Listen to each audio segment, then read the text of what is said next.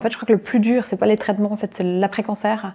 Parce que les traitements, ils ont un début, une fin, mais l'après-cancer, en fait, on ne sait jamais combien de temps ça va durer. Je m'appelle Mélanie Tanner et j'ai été diagnostiquée d'un cancer du sein hormonodépendant à l'âge de 38 ans. Pour moi, la vraie vie, c'est la santé. Sans santé, on peut rien faire. Et puis, il faut profiter de chaque moment parce que peut-être que demain, ça s'arrête. Donc, il ne faut pas remettre ses idées ou ses rêves à plus tard. Quand le gynécologue m'a téléphoné, en fait, et il m'a fait l'annonce, c'est vrai que je m'y attendais vraiment pas. C'est une sorte de tsunami qui arrive. On n'a pas l'impression que c'est réel. On a l'impression qu'on est dans un monde parallèle, en fait, et puis que ça nous arrive à nous. Alors, les premières pensées qui viennent, c'est la mort. Tout de suite, ça arrive. Parce qu'effectivement, à l'époque, il y avait très peu de prévention autour de moi.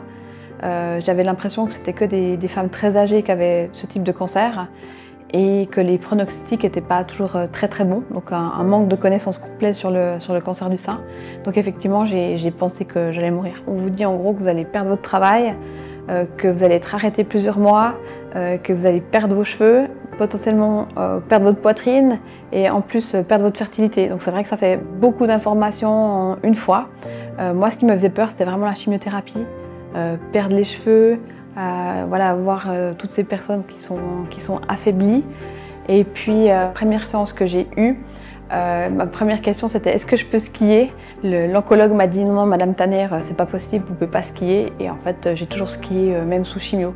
Donc il y a eu un moment où je dis bon, maintenant la chimio elle va me sauver. Et puis du moment que j'arrivais quand même à skier à côté, c'était quand même assez motivant. Et puis pour la dernière, j'avais envie de faire quelque chose de particulier. Et du coup je me suis déguisée en Superwoman avec 16 ballons qui représentaient les 16 chimio et ça a apporté pas mal de joie et de rigolade ce dernier jour. Moi, il y avait un aspect qui était très important pour moi, c'était de garder mon travail.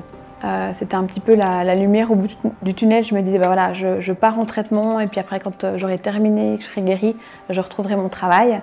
Ça s'est pas vraiment passé comme ça. Comme j'étais en temps d'essai, en fait, j'étais licenciée. Et souvent, on parle des traitements, mais en fait, je crois que le plus dur, c'est pas les traitements, en fait, c'est l'après-cancer. Parce que les traitements, ils ont un début, une fin. Mais l'après-cancer, en fait, on ne sait jamais combien de temps ça va durer. C'est le jour où, par exemple, tes cheveux repoussent. Pour les gens, dans leur tête, c'est que c'est fini, t'es guéri.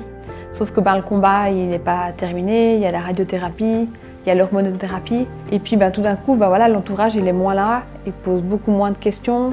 Le cours médical est beaucoup moins présent. Donc moi, je me suis sentie comme au bord d'un précipice en me disant « Waouh, je commence par quoi ?» On a envie de retrouver ce qu'on connaissait avant. Donc on va essayer de se battre pour retrouver la vie d'avant. Sauf que la vie, elle est différente. Dans mon cas, voilà, j'avais plus de travail, mais comme je ne pouvais pas travailler à 100%, il faut retrouver un temps partiel. Et comme j'avais voilà, un profil de cadre, les employeurs ne comprenaient pas forcément pourquoi je postulais à des postes à 40% avec mon profil.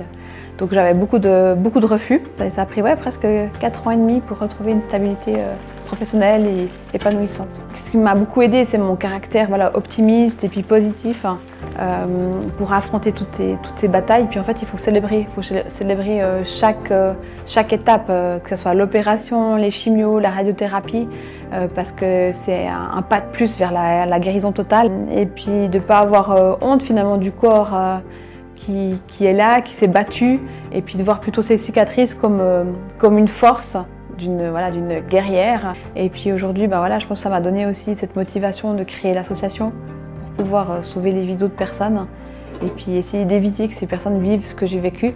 Et puis aujourd'hui, je vois que c'est un événement, le Caracross, qui est attendu chaque année, que ça fait du bien aux personnes qui sont touchées par la maladie. C'est un message qui est doux et puis il y a une vraie prise de conscience qui se fait au fur et à mesure des années.